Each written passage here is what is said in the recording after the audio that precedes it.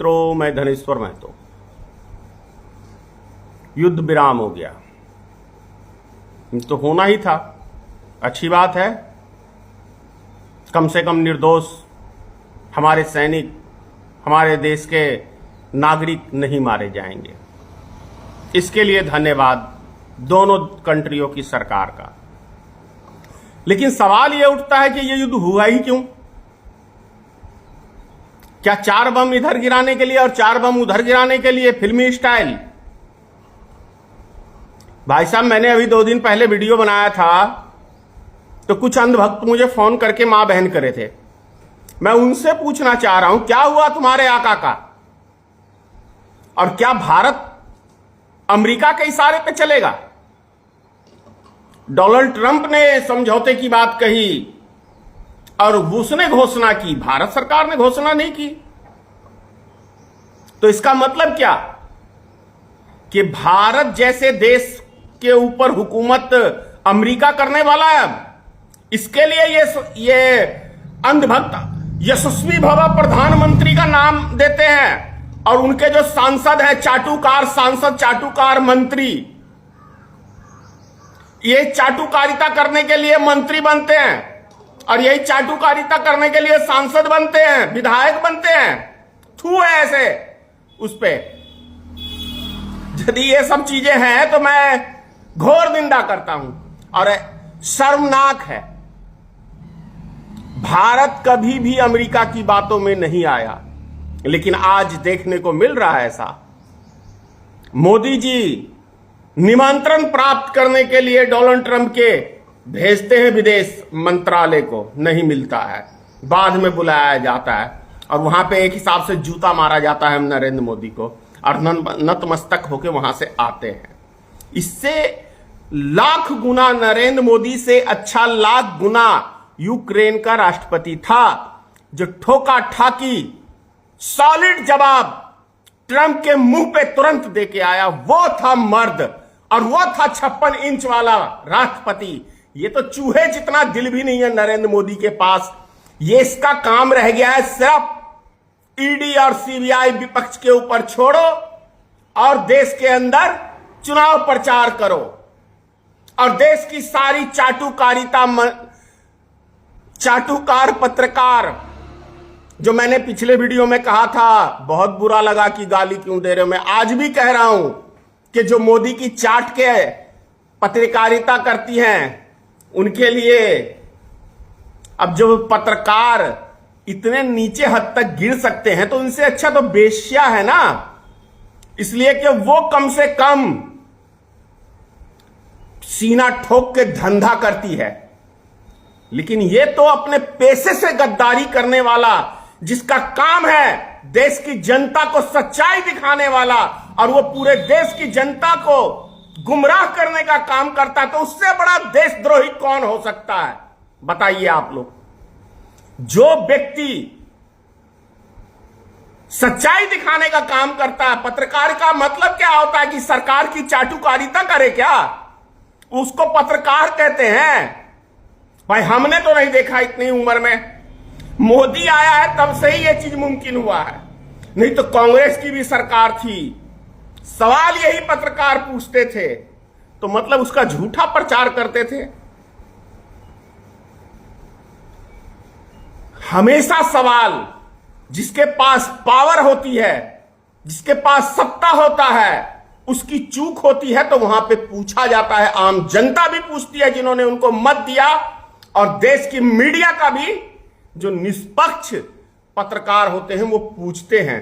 लेकिन ऐसा बिल्कुल भी नहीं हुआ है। और सवाल यह उठता है कि 27 या 26 जो भी लोग मारे गए थे पहलगाम के अंदर, क्या जितने भी आतंकवादी थे उसमें से एक भी आतंकी पकड़ा मोदी ने?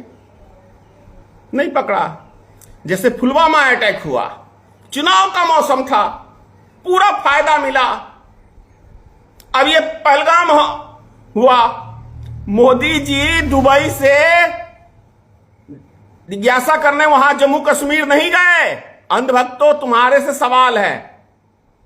तुम्हारे पिताश्री इतने चुनावी लालची व्यक्ति है कि वो जम्मू कश्मीर में नहीं गया उन परिवारों से मिलने या उनके घर पे जिनके 27 आदमी मारे गए, जिसमें कई सैनिक भी थे, उनके परिवार से सांत्वना देने कोई नहीं गया। लेकिन मधुबनी की रैली में डायरेक्ट मोदी जी अगले दिन आते हैं और वहां पे भाषण झाड़ते हैं, राजनीतिक रोटी सेकते हैं। तो क्या ऐसे प्रधानमंत्री का मैं समर्थन करूं? तुम मूर्ख हो तो क्या सारा भारत मूर्ख हो गया है क्या? अगर तुम्हारे पास यहां नहीं है, गोबर भरा हुआ है, क्योंकि गोबर खाने वाले व्यक्ति के दिमाग में गोबर ही हो सकता है।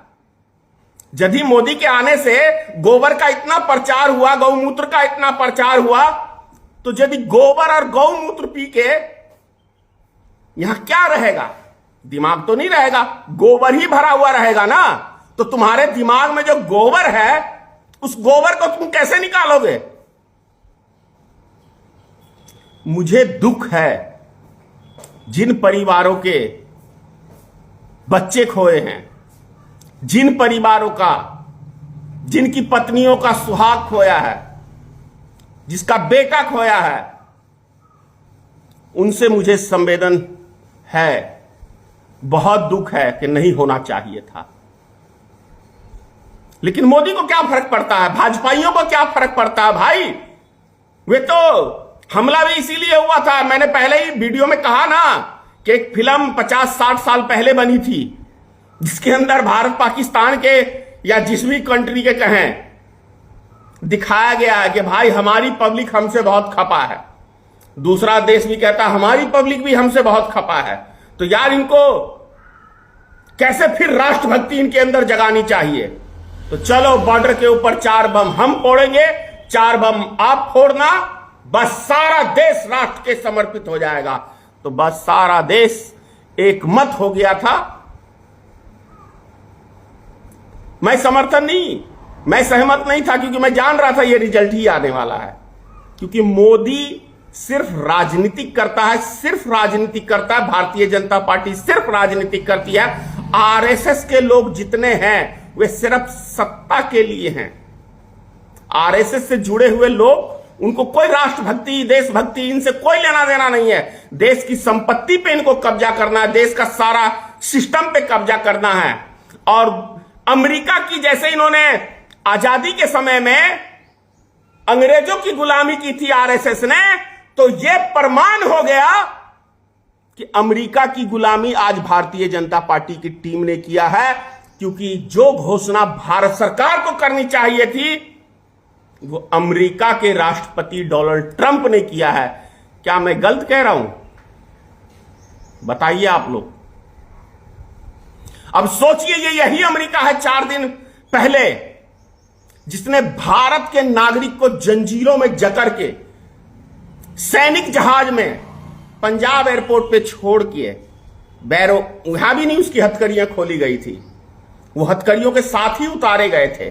तो आपके सरकार को, आपके नरेंद्र मोदी यशस्वी प्रधानमंत्री के मुख पे जूता मार के गया भारत देश के अंदर अमेरिका, और उसकी बात मानने चले हैं।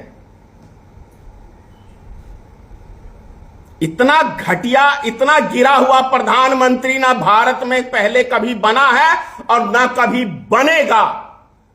इस प्रधानमंत्री के पास जुमले के अलावा कुछ नहीं है। और चुनाव प्रचार, उद्योगपतियों का गुलाम क्या प्रधानमंत्री बनेगा? जो उद्योगपतियों की गुलामी करता हो वो क्या सरकार चलाने की हैसियत रखता है? जय हिंद।